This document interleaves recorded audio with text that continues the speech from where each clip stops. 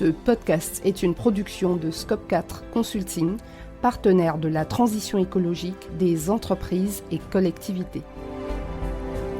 Bienvenue sur Vert Horizon, le podcast de la transition écologique. Je suis Myriam Bocam.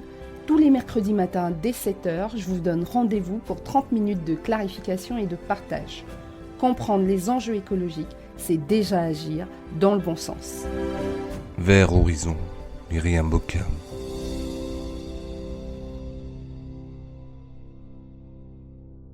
Bonjour et bienvenue dans ce nouvel épisode de Vert Horizon. Il y a quelques semaines, nous avons consacré 3 épisodes à la finance durable, au marché des quotas carbone, puis au capital naturel et à la financiarisation de la nature. Aujourd'hui, nous recevons Frédéric H pour discuter de ce dernier sujet sur la financiarisation du capital naturel. Frédéric est une figure incontournable de la finance durable, avec un parcours particulièrement intéressant qui allie expertise du monde financier traditionnel et engagement pour sa transformation. Actuellement directeur exécutif du Green Finance Observatory à Bruxelles, poste qu'il occupe depuis 2017, il est également intervenant de finance durable à Sciences Po Paris depuis plus de 6 ans. Son regard critique sur les mécanismes financiers est nourri par une expérience de terrain considérable. Avant de s'engager dans la transformation du système financier, Frédéric a passé près de 10 ans dans la finance traditionnelle, d'abord vendeur de produits structurés chez Crédit Suisse à Londres, puis chez BNP Paribas. Ce parcours lui confère une compréhension approfondie des mécanismes financiers qu'il s'emploie aujourd'hui à réformer. Entre 2011 et 2017, il a d'ailleurs dirigé l'analyse des politiques au sein de Finance Watch, une ONG influente qui milite pour une régulation financière plus stricte au service de l'intérêt général. Frédéric est donc parfaitement positionné pour nous éclairer sur les défis, les opportunités et parfois les limites de la finance durable. Aujourd'hui, nous évoquons avec lui la financiarisation du capital naturel. Bonjour Frédéric et merci beaucoup d'être avec nous aujourd'hui. Bonjour et merci pour l'invitation. Alors nous allons commencer peut-être par une question un peu surprenante. Peut-on aujourd'hui acheter le droit de détruire la nature ? Et pouvez-vous nous expliquer avec un exemple simple comment ça marche concrètement ? Alors c'est une très bonne question. La réponse est oui, mais il faut expliquer en détail effectivement de quoi on parle. La compensation biodiversité, c'est cette idée que au lieu de réduire notre destruction de la nature, que ce soit par exemple quand on fait une mine, quand on fait du développement urbain, quand on fait un certain nombre d'activités, eh bien, il serait possible de compenser cette destruction par certaines actions qui ont lieu ailleurs et à un autre moment. Donc l'exemple typique, c'est vous êtes une entreprise qui veut construire une bretelle d'autoroute sur un habitat de flamant rose en Camargue. Si on est dans un cas classique de réglementation environnementale, on va vous dire probablement non, vous faites votre bretelle d'autoroute ailleurs. Dans la compensation biodiversité, on vous dira, ok, vous pouvez faire votre bretelle d'autoroute, mais vous devez recréer un habitat de flamant rose dans un rayon de, 10 km. Même si en réalité, on sait qu'on est incapable, dans la très grande majorité des cas, de recréer toutes les fonctions écosystémiques détruites.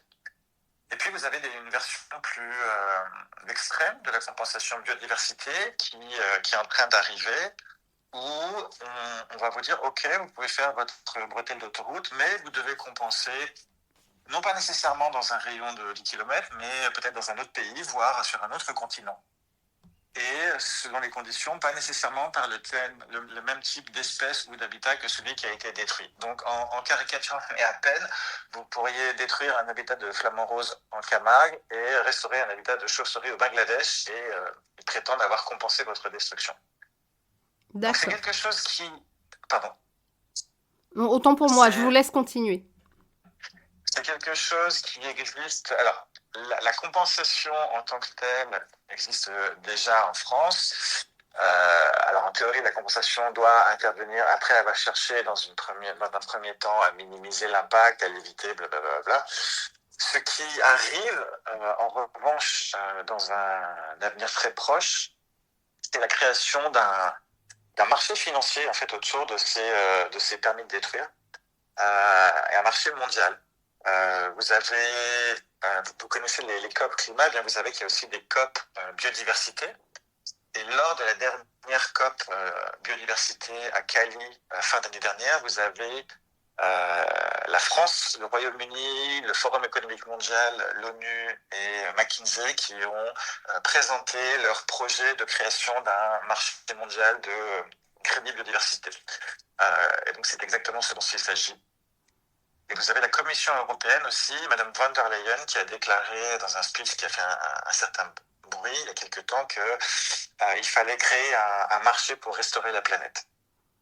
Alors c'est éminemment discutable, pour un certain nombre de raisons que je serais ravi d'évoquer, mais voilà un peu où on en est.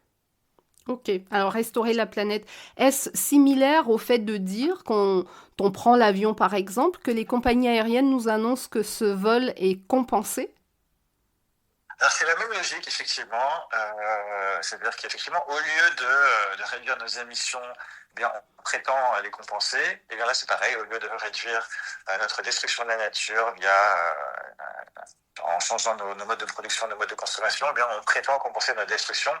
Et la même chose s'applique à d'autres choses. Hein. Vous avez demain des permis de polluer les rivières qui arrivent, vous avez des pseudo-permis de compensation plastique, etc., etc.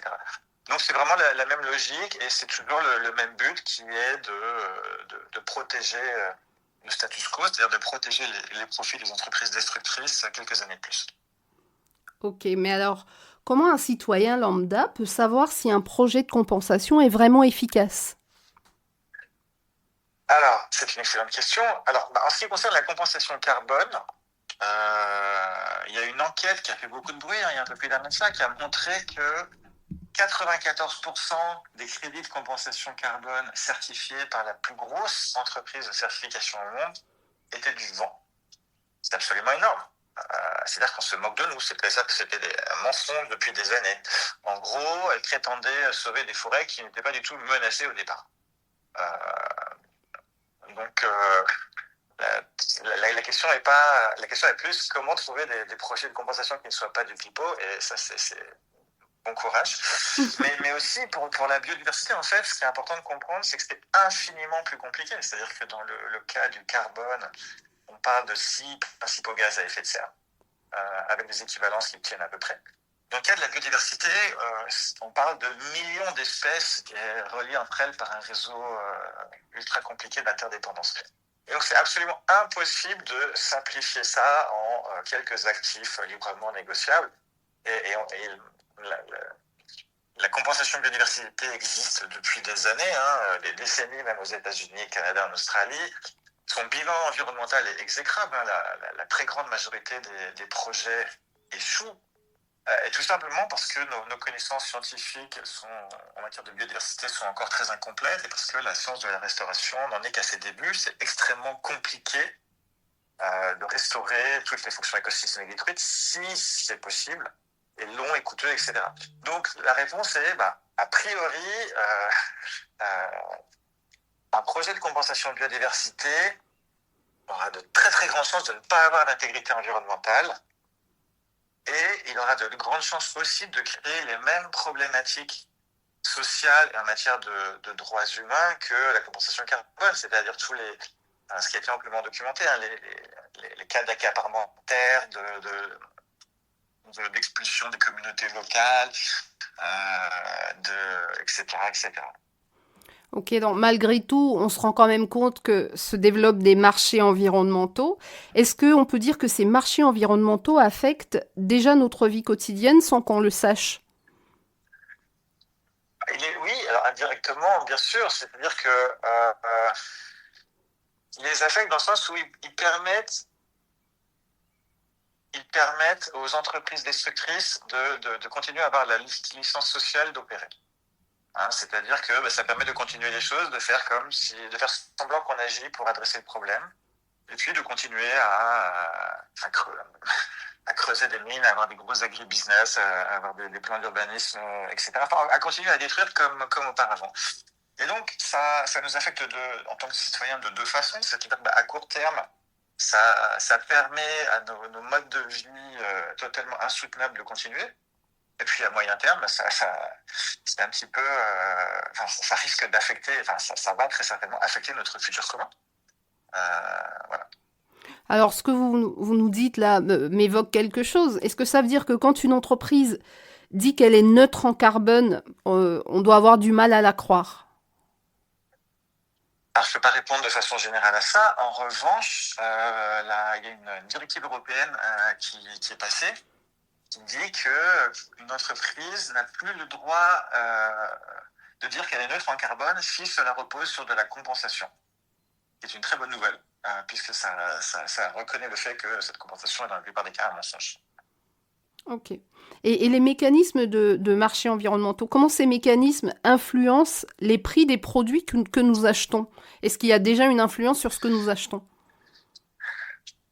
Non, c'est un film en vrai. C'est-à-dire que justement, toute cette compensation, en gros, s'il n'y avait pas cette compensation, eh bien, il y aurait plus de pression populaire pour faire face à nos crises écologiques. Et donc, probablement, plus de pression pour avoir des lois environnementales qui soient plus en adéquation avec ce que nous dit la science. Et donc, certaines activités destructrices qui soient limitées, qu'on arrête de les subventionner déjà avec de l'argent public pour commencer, et puis qu'elles soient limitées. Donc ça, effectivement, ça aurait un impact peut-être plus sur notre consommation. En revanche, le prix des crédits carbone est tellement bas, ça a un impact absolument négligeable. Ok, donc ça veut dire que beaucoup de citoyens se laissent quand même convaincre, ou en tout cas, ils se laissent bercer par les promesses de neutralité carbone de certaines entreprises. Donc, est-ce qu'on peut dire que si un citoyen veut agir, enfin, j'ai envie de dire, que peut faire un citoyen qui ne veut pas que la nature soit réduite à une marchandise? Qu'est-ce qu'il peut faire? Il peut exercer son rôle de citoyen. Il peut voter, il peut manifester, il peut s'informer, et il peut informer les autres. Et puis après, à titre individuel aussi, essayer de faire évoluer ses modes de consommation, de déplacement, etc., pour minimiser son empreinte. Est-ce qu'il y a des exemples comme ça de communautés qui ont réussi à protéger leur environnement sans passer par ces mécanismes de marché? Oui, il y a toutes les communautés au monde depuis tous les temps. En fait, on n'a absolument pas besoin de ces mécanismes pour protéger la nature. Ça s'appelle des politiques de conservation. On sait très bien faire, quel que soit le pays. Et puis, les communautés typiquement qui vivent très proches de la nature en prennent soin généralement. Donc, en fait, ce qui est assez intéressant, c'est qu'il y a tout un espèce de mensonge autour de ces marchés. C'est-à-dire qu'on prétendrait que notre destruction de la nature ne serait due non pas à nos modes de production et consommation insoutenables, mais à un manque de financement. Ça, c'est extrêmement discutable dans un premier temps. On prétend ensuite que ce manque de financement est tellement énorme que les États n'ont pas la possibilité de le combler, et donc il faut faire appel au secteur privé. Bon, en fait, c'est complètement faux. L'ONU dit très bien qu'il y a 1700 milliards de subventions existantes aux activités destructrices actuellement, et en redirigeant une fraction de ces subventions publiques, on comblerait très aisément ce manque de financement. Donc ça veut dire qu'il n'y a absolument pas besoin d'argent privé, en fait. Et après, on nous dit que le secteur privé, pour qu'il veuille gentiment bien participer, il faut créer des marchés financiers dans lesquels on essaierait de faire rentrer la nature, même si elle n'est pas du tout, c'est pas du tout possible de la faire rentrer dans ces boîtes-là. Alors que ça n'a jamais été démontré, parce que ça ne peut pas être démontré. Donc en fait, il y a tout un espèce de mensonge en fait autour de ça qui camoufle juste le manque de courage politique et le manque d'ambition politique. Ok, je comprends. Alors, si on continue dans cette direction de transformation de la nature en actif financier, à quoi pourrait ressembler notre rapport à l'environnement dans 20 ans? En fait, le risque, il y a plusieurs choses. C'est-à-dire qu'il risque de se passer sur la biodiversité, ce qui s'est passé avec le carbone, c'est-à-dire on va perdre 15-20 ans d'inaction en tant que on arrive à maintenir l'illusion qu'on agit. Ça, c'est une première chose. Et donc, ça veut dire que les espèces vont continuer à disparaître à un rythme absolument colossal et qui menace complètement notre survie. Et puis ces marchés, en prétendant agir, vont en fait camoufler l'inaction, vont en fait donner une version erronée en fait du résultat. Et donc ça, c'est le principal risque, c'est qu'un jour, on ait détruit tellement d'espèces qu'on rompe la chaîne alimentaire, ou que ça menace directement notre survie. Et si on continue comme ça, ce risque va se matérialiser. Donc c'est pas tellement une question éthique de doit-on mettre un prix sur la nature ou pas, c'est plus la question de ces pseudo-compensations ne compensent pas et elles réduisent la pression politique pour qu'on réduise notre destruction à domicile. Ouais, c'était un peu comme si on détournait notre attention C'est pour gagner du exactement temps. ce dont il s'agit. Voilà. Mais c'est exactement de ce dont il s'agit. Okay. Est-ce que malgré tout, on peut dire qu'il y a des signaux positifs qui nous donnent espoir? Enfin, est-ce que vous voyez des signaux positifs malgré ces constats préoccupants? L'histoire n'est pas écrite d'avance.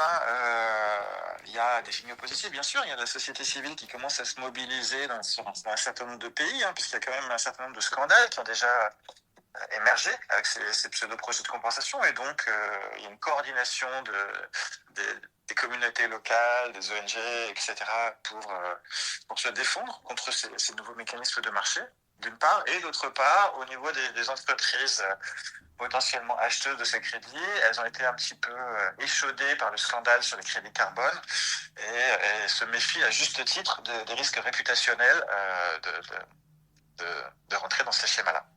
D'accord. Alors comment expliquer, par exemple, à un enfant pourquoi c'est délicat de mettre un prix sur la nature? Alors en fait, c'est intéressant parce que ça veut dire c'est pas là, la question n'est pas là. C'est-à-dire qu'il y a une question. La question n'est pas là à deux égards. La question n'est pas là parce que il y a une question morale, effectivement, si on veut, de mettre un prix sur la nature, etc. Mais le débat ne se situe même pas là. C'est-à-dire que déjà, il n'est pas possible de mettre un prix sur la nature. C'est pas une question de est-ce que c'est bien, c'est mal, c'est une question morale, blablabla. Non, ce n'est pas possible. Quand vous regardez les mécanismes, les méthodologies de valorisation monétaire, et la méthodologie principale, c'est le cadre onusien avec l'acronyme barbare SEEA-E1. Eh bien, en fait, je fais la version courte, mais toutes les méthodologies ont des biais extrêmement connus et généralement, on prend en compte un ou deux services écosystémiques, on ignore les autres. Donc, en fait, les chiffres produits n'ont aucun sens et ne correspondent absolument pas à la nature. Mais donc ça, c'est un premier point. C'est-à-dire qu'on trouve que c'est bien ou pas sur un plan éthique, la question n'est pas là. On ne sait pas faire, on ne peut pas faire. Après, là, le problème qu'on évoquait précédemment, c'est pas la question tant de mettre un prix sur la nature, c'est la question d'obfusquer l'inaction politique en prétendant compenser la destruction.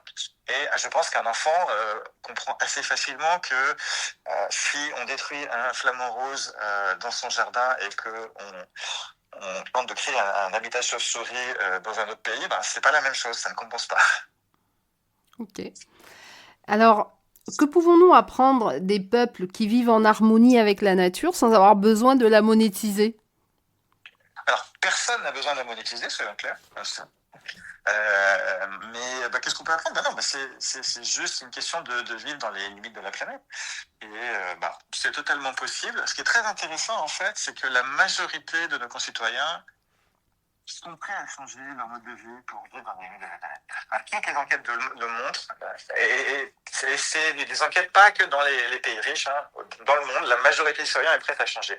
En revanche, les enquêtes montrent aussi que la plupart des gens sous-estiment le fait que les autres sont prêts à changer. Et ça veut dire quoi? Ça veut dire que, en fait, on n'arrête pas de leur répéter que personne ne veut agir, et donc mais c'est un mensonge qui est porté par un certain nombre de médias, en fait. La plupart des gens sont prêts à agir, et ils n'ont pas réalisé que, encore leur pouvoir, en fait, s'ils s'allient et s'ils demandent réellement du changement. Bon, on est arrivé au bout de cette interview. Merci beaucoup, Frédéric. Et est-ce que vous auriez un mot de la fin pour que globalement on comprenne qu'est-ce qui est le plus important finalement, protéger la nature ou lui donner un prix ou lui donner une valeur? Est-ce vraiment utile d'en faire un marché ou est-ce que finalement on doit plutôt faire nos meilleurs efforts pour réduire notre impact sur la nature? Merci pour l'invitation. Et effectivement, non, il n'y a absolument pas besoin de ce marché. Ce marché, comme je disais, a le même but que la compensation carbone, c'est-à-dire de nous faire perdre du temps. pour protéger les profits d'une poignée d'actionnaires d'entreprises destructrices. Donc, ce n'est absolument pas la solution. Et plus il y a de gens qui sont au courant que ces mécanismes sont mis en place en leur nom, plus on a de chances de les arrêter. Merci, à bientôt. À bientôt. Ce que je retiens de cette conversation avec Frédéric H, Frédéric nous répondait depuis Bruxelles par téléphone. Merci encore pour sa disponibilité et merci à vous pour votre tolérance concernant la qualité du son de cette émission. Donc ce que je disais, c'est que je retiens plusieurs choses de cet échange. Premièrement, la compensation de la destruction de la nature, de la biodiversité, est rarement efficiente.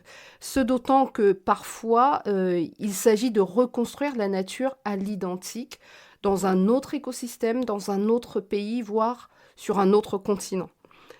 De même, l'idée de marché d'actifs financiers de compensation biodiversité peut laisser croire qu'on peut compenser tout ce qu'on détruit dans la nature.